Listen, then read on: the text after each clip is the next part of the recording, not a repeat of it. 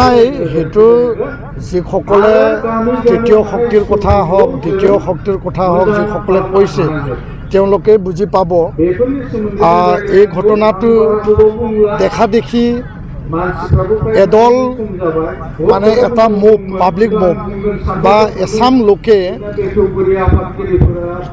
সন্ধিয়া সময়ত আহি থকা এগৰাকী যুৱক বা বড়ো যুৱকক চোৰ বা গৰু চোৰ নাম দি পেলাই তাক থিতাতে হত্যা কৰিছে আৰু যিসকল হত্যাকাৰী তেওঁলোকক কৰায়ত্বও কৰা হৈছে।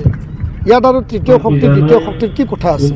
তো ইয়াৰ কাৰণে প্ৰশাসনে বা পুলিচ প্ৰশাসনে যেতিয়া ব্যৱস্থা ল'ব, যেতিয়া তদন্ত কৰিব, যেতিয়া ইয়াৰ ওপৰত বিচাৰ হ'ব, আইনৰ যোগেদি শাস্তি হ'ব, তেতিয়া ইয়াৰ প্ৰমাণটো সকলোৱে পাব।